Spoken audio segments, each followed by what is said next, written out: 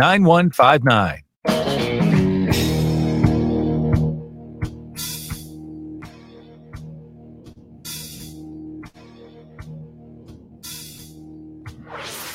Revolutionizing the way people treat people in business. The Experience Pros, America's home for positive business talk.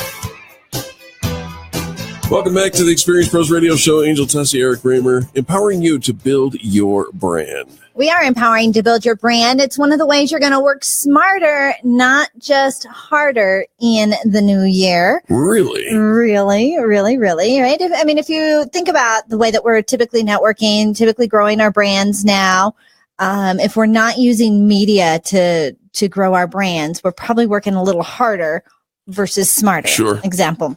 Here's a couple of other ways that you can work harder and not smarter, according to Jeff Hayden, Inc.com. He says, and you're going to love this, Eric. What? The first one is take more breaks. Take more breaks? Take more breaks. I love it. That gives me opportunity to go through the McDonald's drive-thru and get some French fries for my hair. Apparently, eating French fries, there's a chemical in the French fries that did you hear what she said? There's a chemical in the French fries. Eliminates baldness in gentlemen. And nude mice. And in, yes, the mice that have no hair. On average, our brain is able to remain focused.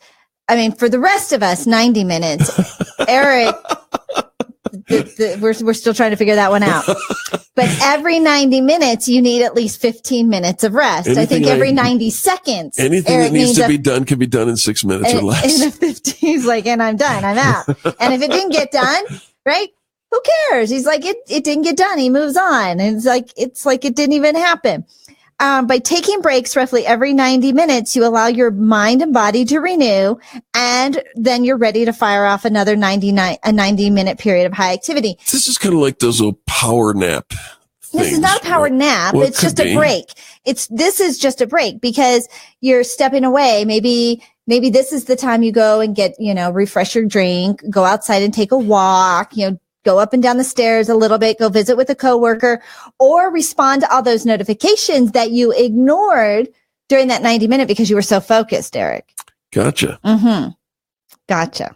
Okay. Now, the next one is naps, but I didn't want you to jump to the nap. I didn't realize that naps was the next one, but I do realize that a break should be, I take a lot of breaks. I know you do. It's like the break part I got. That's why I'm as productive as I am. Break part he's got. Now I've got naps. Now, research shows that naps actually lead to improvement in cognitive function, creative thinking, and memory performance. Now, I am not personally a nap taker. When I go to bed, I want to go to bed and I want to sleep for hours. Yeah, you don't want anything to interrupt that. Yeah. So you wear yourself all the way down to the road to the done. Now, but there are people who do that little power nap, 5-10 minutes, and then they're back and ready to go. I can't do it. Wait till you hit 50. But those that do, obviously. Yep.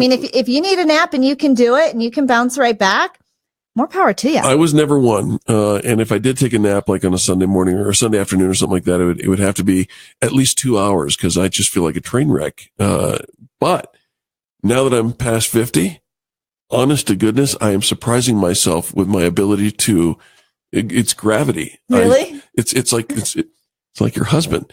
You sit in the couch. Right? If my husband sits down and his head, the back of his head is supported, that's it. He can do it anywhere. It's gravity. But then he wakes up and he's like good to go. Gotta go. Me, I'm kind of groggy, foggy, and wait till you hit 50. All right, maybe I need to hit 50. Mm-hmm. According to Jeff Hayden, another way that you can work smarter, not harder.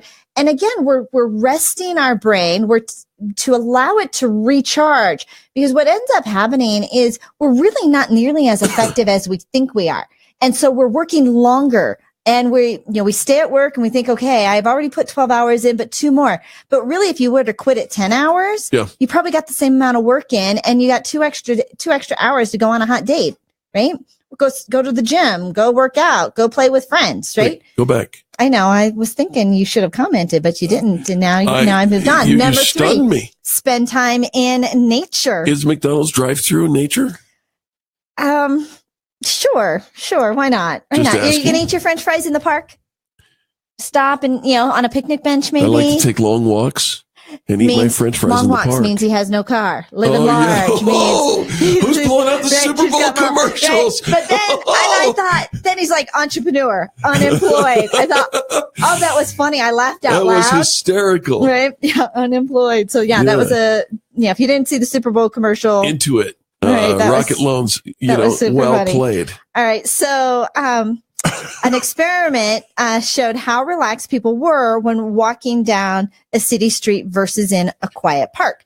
The study found that the level of tension needed to navigate a busy city street is high enough that the walk doesn't let the brain relax enough to reset your focus level. Interesting. So it's nature. It's not just going outside and walking amongst the parking lot, right?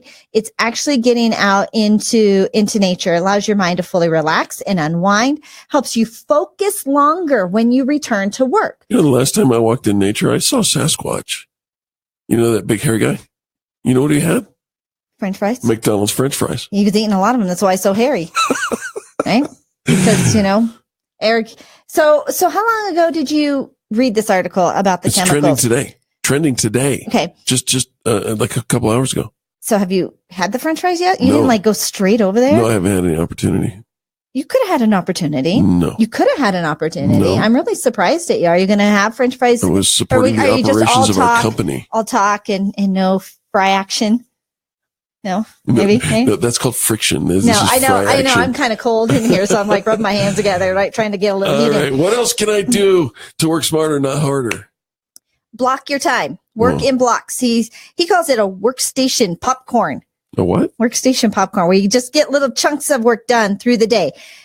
He says starts with a clear, thought out to-do list. You create a plan for what you want to accomplish. And so, and you immediately then can jump to those tasks. I wonder if you're like, I'm going to do my task writing over here and I'm going to boom over there and do this over there. That's what we do with the rest of our lives. Right. I guess maybe. Right. He says, actually, when you move to a new location, right? If you sort out your task list and these are the things that I'm doing and then you do them in a different location, then you physically remove yourself. It's totally compartmentalizing. So you don't stay in that space. Like that project is done. Complacency. And now I'm focused only on this activity. That actually does seem like that could kind of be kind of brilliant. Because you've got an associates in psychology. It's resonating with you. Kind of is. All right. Just a little bit. Finally, check your email first thing instead of all day putting it off. Check your email first thing. I know. Angel hadn't checked her email for 5 days. I check my email first thing forever, and it's always been the subject of what not to do. There's only like 6 emails I really needed to read. Thank you for validating me. We'll be back. Top of the news next. Second hour of the Experience Pros radio show coming up.